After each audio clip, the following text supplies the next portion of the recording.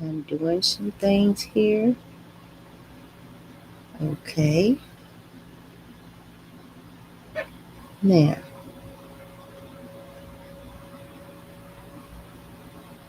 I'm going to do a reconnect here. Say that my account, we have to reconnect every so often. I guess so they'll make sure that it's still an active channel. So, let me do this. Okay. Now, all right.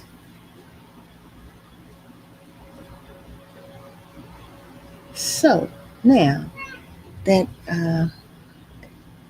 that troubleshooting thing is off now.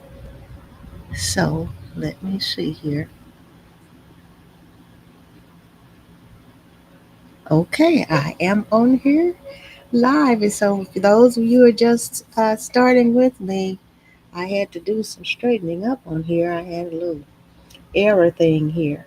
So, let me get into where we're going. I'm talking about bigotry and I'm talking about impulsive and intrusive behavior also. And these are two different subjects, so I don't want you to think I'm running them into each other, but then it does have something to do with how we act, okay?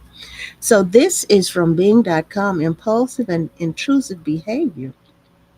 Impulsive behavior is characterized by sudden, unplanned urges to act without considering the consequences, often driven by emotions like excitement, anger, or frustration.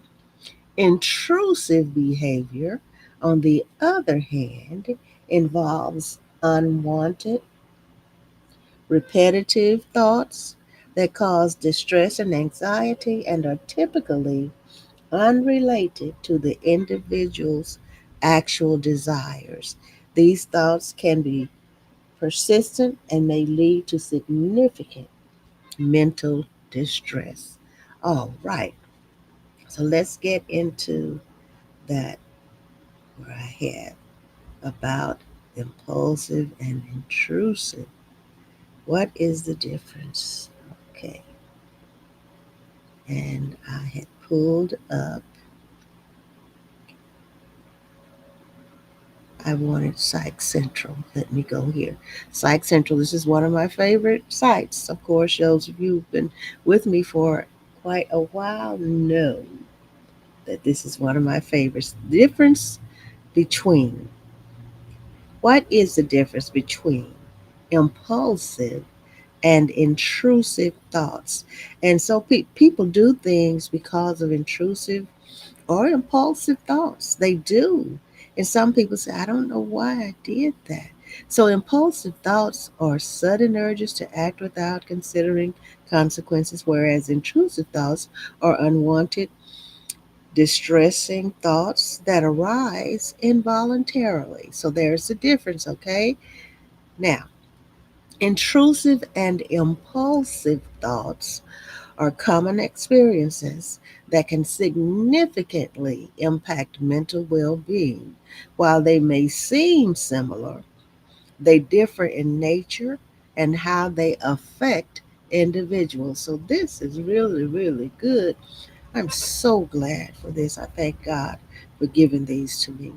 Understanding these distinctions is important for effective coping strategies, especially if you're experiencing them frequently. Oh my goodness. Impulsive thoughts. Impulsive thoughts are sudden urges or desires to act without much consideration of consequences. They're often driven by emotions like excitement, anger, and frustration. Impulsive thoughts may result in the following: sudden urges or desires to act without thinking through the consequences, acting on emotions like anger, excitement, and frustration, difficulty delaying gratification or resisting temptations, engaging in harmful behaviors such as reckless driving, excessive spending, or substance use, interrupting others during conversations, or acting without considering others, changes in mood that lead to unpredictable behavior. Oh my goodness. So, a review from 2023 suggests that early life stresses such as abuse or neglect can change areas of the brain associated with the impulsivity. I want to repeat that.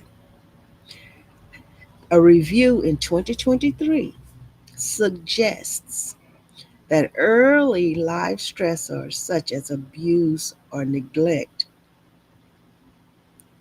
can change areas of the brain associated with impulsivity. Research indicates that experiencing stressors during childhood may lead to the development of, and here we go, substance use disorders, bipolar disorder, attention deficit hyperactivity disorder, which is ADHD, okay? That's attention deficit hyperactivity disorder, ADHD. Other conditions often associated with impulsive thoughts include borderline personality disorder, which is BPD, okay? Borderline personality disorder, which is BPD, impulsive control disorders such as kleptomania or pyromania.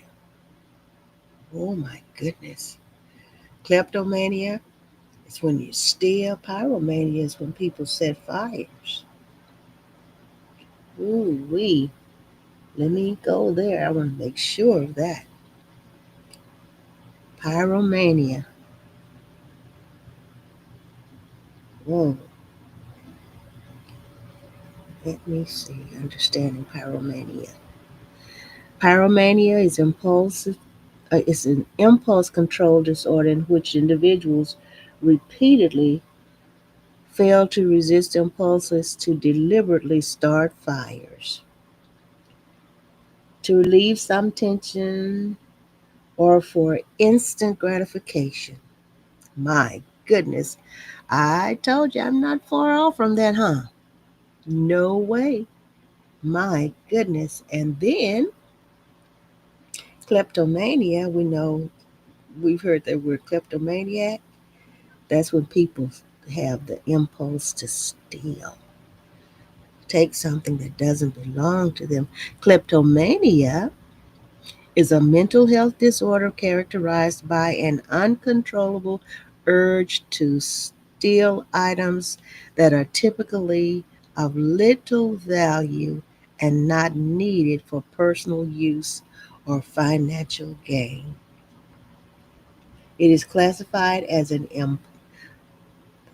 pop up impulse control disorder, meaning individuals with kleptomania often steal items they do not need and may be aware of their actions but feel powerless to resist the urge. Oh my. It's amazing, isn't it? I'm so glad that the Lord directed me this way today.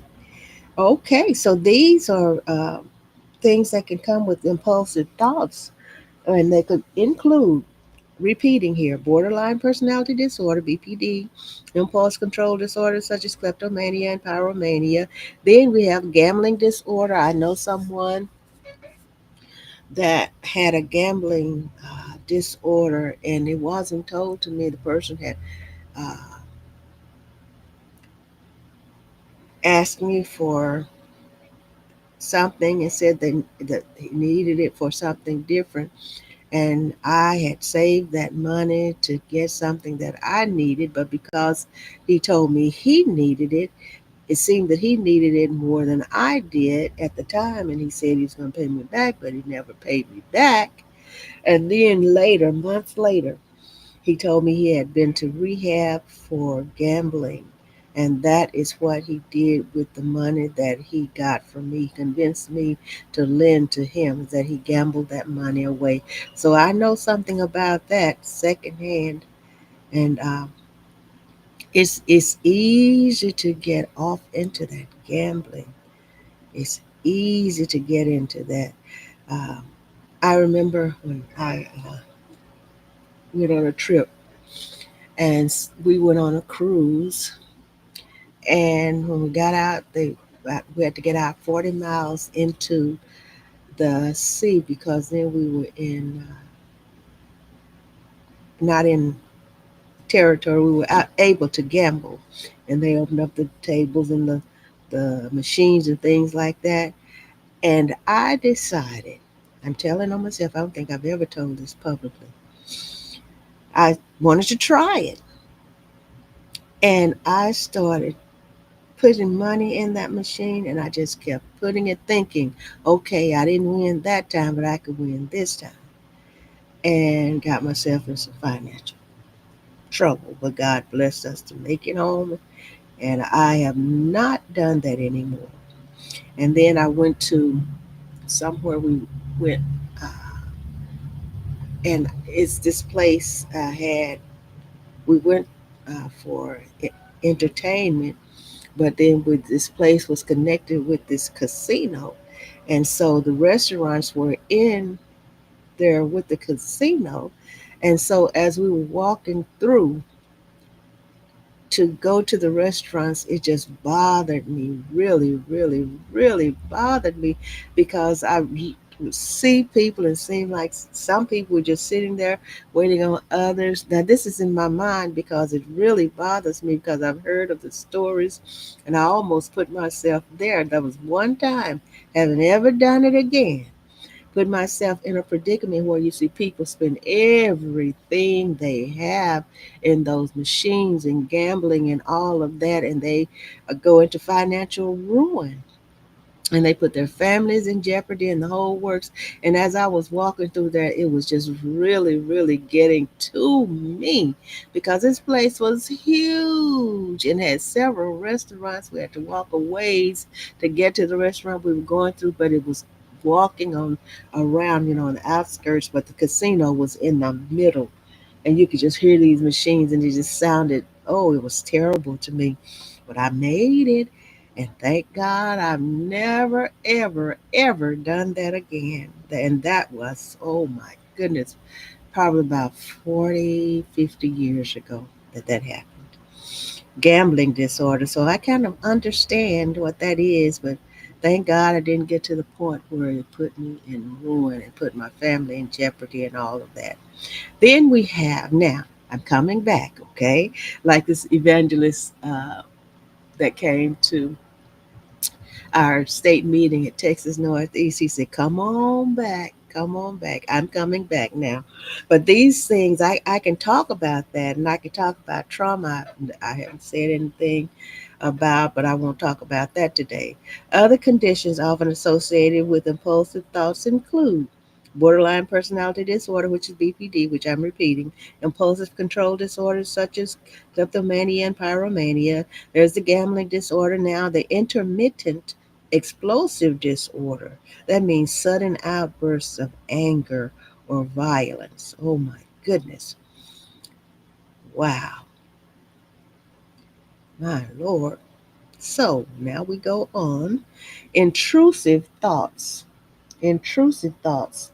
In contrast, intrusive thoughts are unwanted, involuntary thoughts that pop into your mind and cause distress. And we've all, I'm pretty sure, had those. Like we say, why, why did I think of that? Why did that pop into my mind? And you wonder, Lord. And sometimes I said, Lord, would you forgive me? Even though I had nothing to do with it that I know of popping into my mind, but it did pop into my mind. And I said, why is this in my mind? But thank God that I didn't act on those things.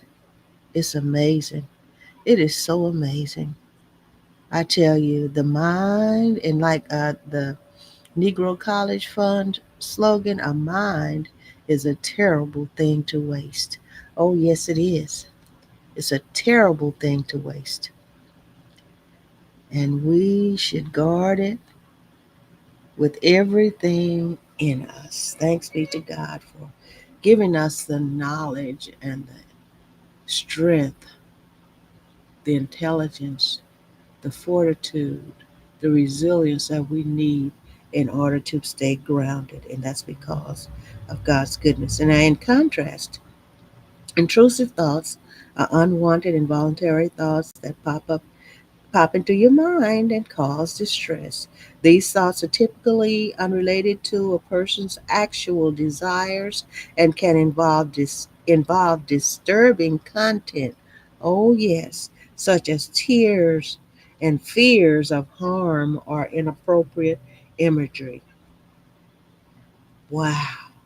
Intrusive thoughts may look like the following: unwanted and distressing thoughts that appear suddenly and involuntarily, repetitive, disturbing mental images or fears, for example, harm to oneself or others, difficulty ignoring or suppressing these thoughts, feelings of guilt, shame, or anxiety about the thoughts, irrational tears that don't reflect true desires or intentions. Oh, excuse me, that's irrational fears that don't reflect true distress or intentions. Compulsive behavior in response to intrusive thoughts as an attempt to neutralize or control them. Persistent rumination or obsessive thinking. Now, those who live with obsessive compulsive disorder, which is OCD, may experience obsessions and compulsions. Obsessions typically include unwanted or intrusive thoughts that can be difficult to cope with. A 2024 review indicates that in people with OCD, intrusive thoughts often remain linked to specific situations or triggers. In contrast, individuals with OCD experience decontextualization, where their obsessions lose connection to external contexts. It also suggests it is also suggested that individuals living with OCD may perceive their thoughts as more threatening, resulting in increased anxiety and compulsive rituals. However, those who are unaffected may view intrusive thoughts as less significant. Additional conditions often associated with intrusive thoughts include post traumatic stress disorder, that's PTSD, generalized anxiety disorder, that's GAD, body body dysmorphic disorder, that's BDD, postpartum anxiety, that's perinatal, that's OCD, okay? Postpartum anxiety, perinatal, OCD. All right. Now, examples of impulsive and intrusive thoughts. Examples of impulsive and intrusive thoughts. Impulsive thoughts. Let me try to get this over just a little bit. I'm going to have to decrease this font. Oh, yes, I am. I hope your day is going very, very, very well. I am just so thankful because of who we are and who God is, and we are having a wonderful day. And those who don't feel like your day is wonderful, I'm praying for and with you. Impulsive thoughts and intrusive thoughts, I'm going to go from one to the other.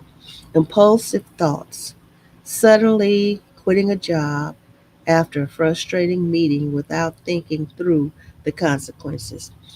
Then the intrusive thoughts, fear of harming a loved one, even though you have no desire to do so. For example, thinking, what if I hurt them while holding a sharp object?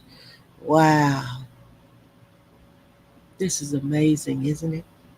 Have you had thoughts like that? These are impulsive thoughts, things that just come into your mind.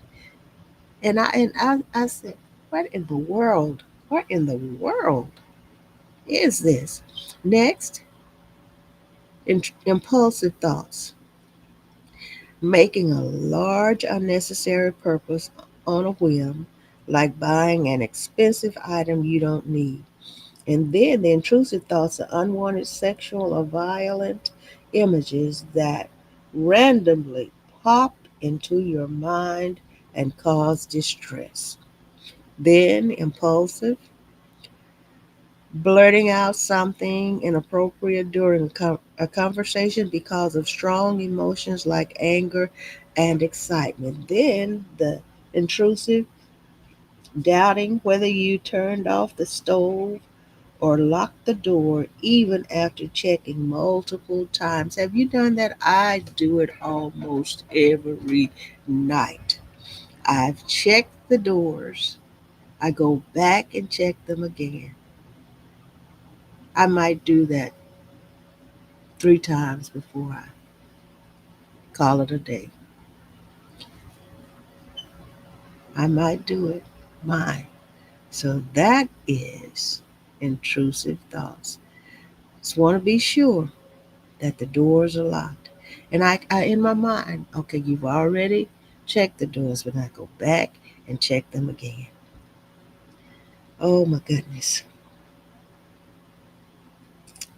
Then the impulsive, driving recklessly after feeling an intense rush of adrenaline and frustration. Then the intrusive, fears of contamination, like constantly worrying about germs or illness despite no immediate danger. Those examples are really, really good. I know we understand. And so, how to cope with intrusive and impulsive fears? Many people may experience impulsive and intrusive thoughts, but they differ in nature. Therefore, your approach to coping with each type of thought will be unique. Now, I am in psychcentral.com. Great site. Intrusive thoughts. Acknowledge the thought. Here, let's deal with this. When we have intrusive thoughts, acknowledge the thought. Recognize that the thought is intrusive and not a reflection of your true desires or intentions. This is to help us to cope with this. We have to cope with this, okay? We have to cope with this. And so we have to realize and acknowledge the thought. Recognize that the thought is intrusive and not a reflection of your true desires or intentions. Next, do exposure exercises. Gradually face the thoughts of situations that trigger them in a controlled manner, helping to desensitize yourself over time. Next, avoid suppressing the thoughts. Trying to avoid or push away intrusive thoughts can make them worse. But try accepting them without judgment. We have to get up to this if you need to practice this, okay? Cognitive reconstructing or restructuring. Challenge the irrational or distressing nature of the thought with logic and facts. Then seek professional help. We never cease to say this. Seek professional health. My number is 469-629-9543. You can text me, call. You can reach me on these Facebook, Instagram, YouTube, and those other sites, social sites. Seek professional help.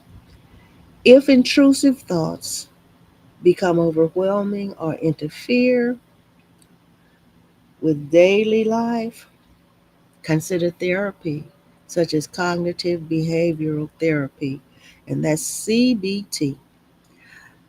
A small study looked at how the ability to think and strategies to control thoughts affect intrusive thoughts in women living with PTSD. A small study looked at how the ability to think and strategies to control thoughts affect intrusive thoughts in women living with PTSD. The study suggests that those with lower executive functioning used avoidance based strategies like trying to avoid or block thoughts. Researchers also indicated that participants with lower executive functioning experienced more persistent, intrusive thoughts than those with higher executive functioning. Then the impulsive thoughts. Pause before acting. We have to learn to deal with these. Give yourself a moment to think about the consequences before reacting to the urge. Then use grounding techniques. Focus on physical sensations like holding something cold or counting backward to distract from the impulsive urge. Identity triggers. Recognize situations or emotions that lead to impulsive thoughts and plan strategies to handle them. Next, set personal boundaries. So many people don't set personal boundaries. You have to set personal boundaries. Okay? Set personal boundaries. Create rules for yourself in advance, such as limiting spending or deciding on acceptable responses to situations. Next, engage in healthy outlets. Channel impulsive energy into productive activities like exercising or hobbies to redirect the urge. Now, what is our takeaway from this here in Psych Central about impulsivity and intrusive behavior and thoughts? Thank you for being here. Recognizing the differences between impulsive and intrusive thoughts can help you better understand your mental processes and manage their them effectively. Okay? Recognizing the differences between impulsive and intrusive thoughts can help you better understand your mental processes and manage them effectively. While impulsive thoughts can lead to hasty actions, intrusive thoughts often cause discomfort without prompting immediate responses. By developing coping strategies, you can navigate these experiences and promote your mental well being. Intrusive thoughts are more common in individuals with conditions like obsessive compulsive disorders or post traumatic stress disorder, which is OCD and PTSD. So, if you have been diagnosed with that, intrusive thoughts are more common. In individuals with conditions like obsessive compulsive disorders, OCD, or post traumatic stress disorder, PTSD. Importantly, impulsive thoughts may lead to immediate actions, while intrusive thoughts usually cause discomfort but don't result in behavior. Despite these differences, both types of thoughts can affect your mental health and daily life. Remember, it's possible to find peace and clarity amidst the noise of your thoughts. It's possible, okay?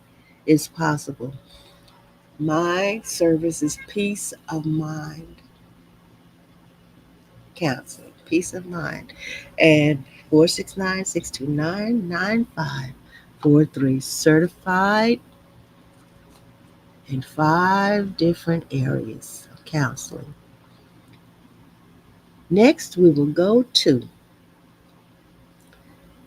what I have been thinking about. And, we hear people say, he's a bigot, she's a bigot. And we hear it so often, but many times we just go along with the flow, not looking up the definition, not knowing exactly what it means. So I'm in Psychology Today now, psychologytoday.com, and I'm going to talk about what bigotry is. What is bigotry? How fear becomes hatred and bigotry. And this is posted in 2010 on the 10th of September. And that's like 15 years and a few days ago. And how we keep going. We have had a lot of it recently, much of it directed at Muslims. I think it fair to say that bigoted minds are made up and closed. But how does that happen? And so now we know it's against the Muslims. It's against everybody, it seems, except those who consider themselves to be of one, what is it, ethnicity, and really they are not pure. And see that they just don't understand that we're all mixed up. We're all mixed up with different bloodlines, different ethnicities, all of us. Okay? So the writer here is saying, I think it fair to say that bigoted minds are made up and closed, but how does that happen? And the author is Ken Isold. It's Eisold, PhD. Okay? What is bigotry? And this is what he said about bigotry. Nicholas Kristof reminded us last Sunday how much a part of American history it has been. Talking about the bigotry, and we all know, okay, screeds against Catholics from the 19th century sounded just like the invective today against the United Ground Zero Mosque. And there have been similar attacks against Germans, Italians, Chinese, and other immigrants. Still happening today. During World War I, rumors spread that German Americans were poisoning food, and Theodore Roosevelt warned that Germanized socialists were more mischievous than bubonic plague. The public was warned that Jews were plotting to destroy the United States. A 1940 survey found that 17% of Americans considered Jews to be a menace to America. Bigotry, bigotry, bigotry. Chinese in America were denounced, persecuted, and lynched, while the head of the United States government commission publicly urged in 1945 the extermination of the Japanese in total. My goodness. Well, that's Toto, okay? Now, Christoph adds a vital insight about the motives of bigotry. The starting point isn't hatred, but fear.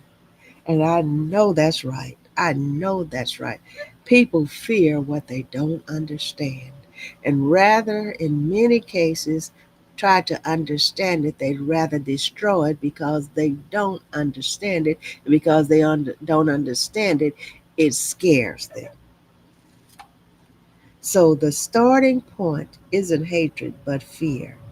An alarm among patriots that newcomers don't share their values, don't believe in democracy, and may harm innocent Americans. And there's a suggestion here if you see America's history of fear. America's history of fear. Christoph's point is important. We tend to get angry at those who frighten us. And if the threat continues, we want to get rid of those who cause it. But that's not all. Ignorance about the other is required. Some fears are not founded, some threats not real. Almost by definition, bigotry is directed against those we fear but have no substantial reason to fear, as Christoph's examples illustrate. Otherwise, we are seeing real dangers, real enemies. Oh my goodness, just like all this stuff that's going on here in this country today, all over the world, just like they started threatening the institutions and the people who are not considered Anglo because of the horrible incident that happened last week. And they automatically, because of their bigotry, started blaming and threatening people that are not of their so called ethnicity. It's a shame. It's a shame. And then found out that the person, one of those people, was of their so called ethnicity. Oh, yes. And then started backpedaling, backpedaling. So it takes us to a crucial question. How does ignorance about others take hold and thrive? To begin with, it is far easier to fear those who have different customs and beliefs. Their very differences can cause us to be suspicious. But ignorance gets a considerable assist from bystanders who know better but don't speak up. It gets support from a kind of group consensus that thieves, when those who have exposure, let me get back. I have this OCD when it comes to reading and getting it right. So let me go back. Okay? It gets support from a kind of group consensus that thrives when those who have exposure to information and knowledge are silenced. Yes, people know that what they're throwing out there and those thoughts that these people are having are not right, and they will not speak up. Will not. It's happening today. This piece was written in 2010. It's yet happening today. been happening ever since there's been this United States, ever since there's been a world population. That is much of the problem now. One motive for keeping silent is timidity, fear of challenging prevailing opinions. It is now well known, for example, that bullies thrive when bystanders don't want to get involved. Another motive for silence is self interest. Historically, bigotry has thrived when jobs were threatened. New votes will eventually change the balance of political power. So we might be asking ourselves right now, what do some of us stand to gain by not speaking up about the misinformation and distortions being spread about Muslims? Why might we prefer to stand on the sidelines and watch this bigotry grow? And in this day's time is everybody that's not considered to be of one certain race of people. Hated, often hatred. There are some typos here. I learned that. So that word that was total, I believe that was total. And I want to go back up here and do that sentence again because I was right, I believe, in the first place. Let me see. It was total, but I think it's total. Okay. In 1945, the extermination of the Japanese in total. Okay. Yep, that's what it was. It's supposed to be. Do that statement one more time. Chinese in America were denounced, persecuted, and lynched, while the head of the United States government commission publicly urged in 1945 the extermination of the Japanese in total. And remember, if you remember the story that they had them in concentration camps, it's just pitiful. They want to put people in pens and control them totally. That's happened. It's happening now, right now. Bigotry is terrible. Bigotry is terrible. It is terrible. My goodness.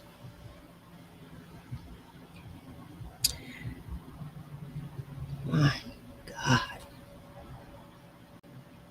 I want to do this paragraph here again. To begin with, it is far easier to fear those who have different customs and beliefs. Their very differences can cause us to be suspicious. But ignorance gets a considerable assist from bystanders who know better but don't speak up.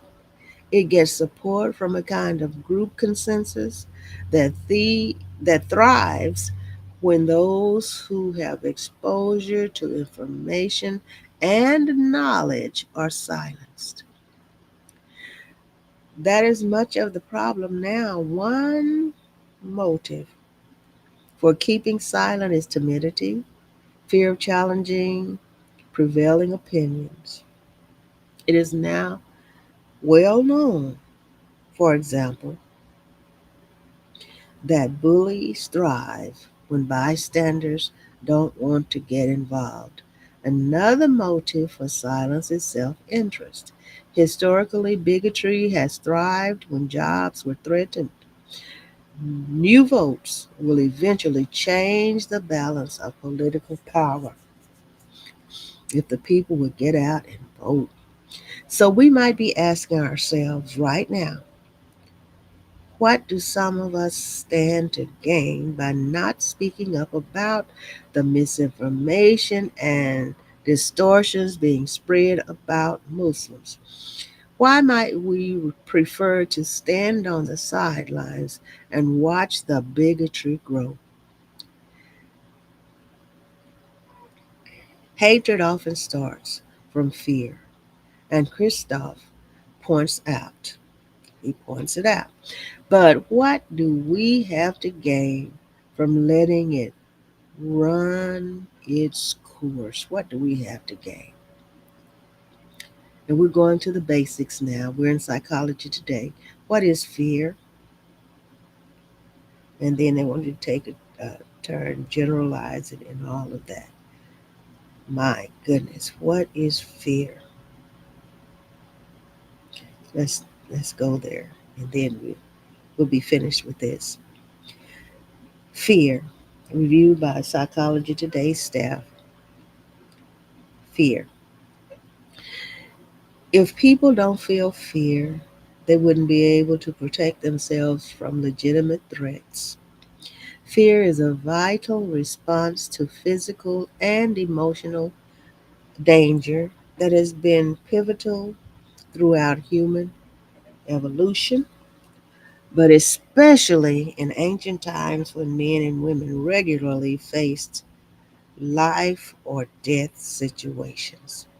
Today, the stakes are lower, but while public speaking, elevators, and spiders don't present the same type of immediately dire consequences that faced early man, some individuals still develop extreme fight, flight, or freeze responses to specific objects or scenarios. Many people experience occasional bouts of fear or nerves before a flight, first date, or big game. But when someone's fear is persistent and specific to certain threat and impairs his or her everyday life, that person might have what's known as a specific phobia. Why people feel fear. Let's go there. At least 60%, we're still in psychology today, at least 60% of adults admit to having at least one unreasonable fear, although research to date is not clear on why these fears manifest. One theory is that humans have a genetic predisposition to fear things that were a threat to our ancestors, such as snakes, spiders, heights, or water. But this is difficult to verify, although people who have a first degree relative with a specific phobia appear more likely to have the same one. Others point to evidence that individuals fear certain things because of a previous traumatic experience with them, but that fails to explain the many fears without such origins. Personality traits such as neuroticism appear to increase one's likelihood of developing a phobia, and a tendency toward frequent worries and negative thoughts may also increase the risk, as maybe being raised by an overprotective parents, losing a parent, or sexual or physical or abuse.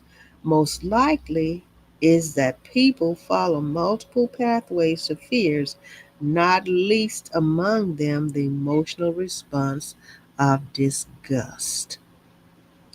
And there are specific fears we have. Did humans evolve to feel specific fears? Specific fears? That's a question. Now, let me go on to, I'm going back to the bigotry, and I want to talk about that again. And the other article that I had, and this was April the 1st, 2008. It was published, and this is, oh, This is a reminder. In today's webcast. okay, it's time for me to close out. And I was going to talk about prejudices, the bigot in your brain. So I will sign off now, and if um, it's purposed, I will finish this at another time. But we talked about bigotry. We know what bigotry is. So that's what I wanted to talk about in the impulsive and intrusive behaviors. We know the difference in them and we know the definitions of them. And so we're up to date on this. Okay, I love you so much. And please join us tomorrow, God willing, for the Mother's Board Inc. with myself and Dr. J.J. McCollister on Saturday evening at 7:39 p.m. Greater Gospel Temple Church of Praise and Worship and Inspiration of God Ministries, and at 7 a.m. on Sunday also. I love you so much. Enjoy the remainder of your day, night, evening,